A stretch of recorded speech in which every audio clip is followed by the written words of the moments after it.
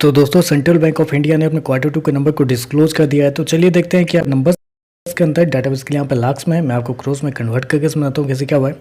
तो देखिए पिछले क्वार्टर की बात करें तो पिछले क्वार्टर में कंपनी ने 9,533 करोड़ के आसपास का रेवेन्यू जनरेट की थी।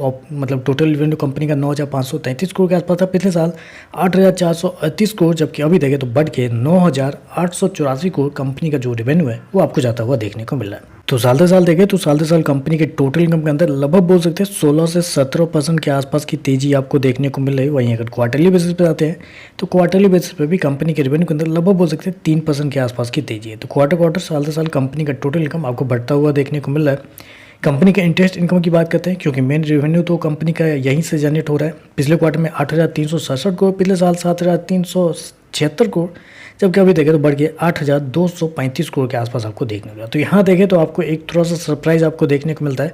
साल दर साल तो कंपनी का इंटरेस्ट इनकम बढ़ता हुआ देखने को मिला है, लेकिन जब क्वार्टरली बेसिस पे जाते हैं तो क्वार्टरली बेसिस पे कंपनी का इंटरेस्ट इनकम जो है वो आपको गिरता हुआ देखने को मिला है, जो कि एक यहाँ पे थोड़ा सा सरप्राइज है। चलिए कंपनी के खर्चे क्या है वो देखते हैं। तो देखिए पिछले क्वार्टर में 7,527 करोड़ खर्च किए थे, पिछले साल 6,903 करोड़, जबकि अभी देखें तो कंपनी खर्चे 7,708 करोड़ के आसपास आपको देखने को मिला। तो खर्चे भी देखें तो खर्चे भी कंपनी के ऑन एन एवरेज ठीक ही है, कंट्रोल में ही आपको देखने को मिल रहा है। चलिए कंपनी का प्रोविजन क्या पहले वो देख लेते हैं। तो देखिए पिछले क्वार्टर की बात करें तो पिछले क्वार्टर में कंपनी को 1193 करोड़ का नुकसान हुआ था प्रोविजन के रूप में, पिछले साल 968 करोड़ के आसपास, जबकि अभी देखें तो मात्र 598 करोड़ के आसपास आपको देखने को मिला। तो कंपनी का प्रोविजन देखें तो वो एक बहुत अच्छे तरीके से देखें तो इंप्रूव होता हुआ आपको देखने को मिल रहा है। तो कंपनी का प्रोविजन देखें तो कंपनी का प्रोविजन बहुत अच्छे खासे अमाउंट में इस क्वार्टर में आपको देखने को मिला है। कंपनी ने पैसे इस क्वार्टर में देखें तो बहुत कम गंवाए हैं, जो कि एक अच्छी बात है।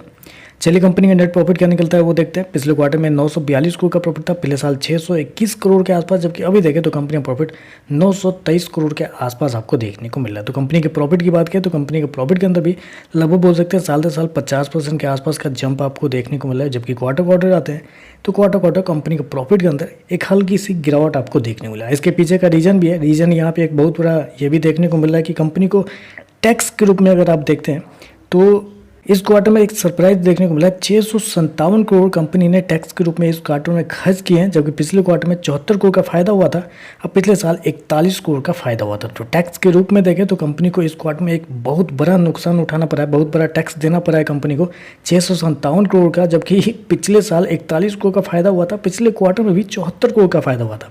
तो ये एक बहुत बड़ा एडजस्टमेंट आपको देखने को मिला है टैक्स की वजह से, जिसकी वजह से कंपनी का नेट प्रॉफिट आपको उतना नहीं बढ़ता हुआ देखने को मिला है जितना बढ़ना चाहिए, क्योंकि कंपनी ने प्रोविजन में जो पैसे बचाए वो तो काबिल तारीफ है। ईपीएस की बात कर लेते हैं तो देखिए पिछले क्वार्टर में कंपनी का ईपीएस 1 रुपये 9 पैसे, पिछले साल 72 पैसे का, अभी देखें तो 1 रुपये 6 पैसे के आसपास आपको देखने को मिला है। ग्रॉस एनपीए की बात कर लेते हैं तो 4.61 से गिर के 4.59 आता हुआ देखने को मिला है, जबकि पिछले क्वार्टर में 4.50 था। तो क्वार्टरली बेसिस पे कंपनी का ग्रॉस एनपीए बढ़ता हुआ देखने को मिला है, जो कि यहाँ पे थोड़ा सा नेगेटिव है, जबकि साल दर साल इंप्रूव होता हुआ देखने को मिला है। नेट एनपीए देखें तो 1.64 से गिर के 0.70 के आसपास आ चुका है, जबकि पिछले क्वार्टर में भी 0.75 के आसपास था। तो ओवरऑल अगर नंबर को मैं समराइज को देते एनपीए कंपनी के अच्छे हैं, कंपनी के प्रोविजन अच्छे आपको देखने को मिला है, कंपनी के नेट इनकम देखें तो वो भी आपको बढ़ता हुआ देखने को मिला। दो जगह पे कंपनी ने थोड़े से कमजोर प्रदर्शन किया है। पहला तो वो है कंपनी का इंटरेस्ट इनकम, क्योंकि क्वार्टरली बेसिस पे कंपनी का इंटरेस्ट इनकम थोड़ा सा गिरता हुआ देखने को मिला है। और कंपनी के फिर नेट प्रॉफिट की बात करते हैं तो नेट प्रॉफिट भी कंपनी का क्वार्टरली बेसिस पे थोड़ा सा गिरता हुआ देखने को मिला है। क्यों? क्योंकि कंपनी के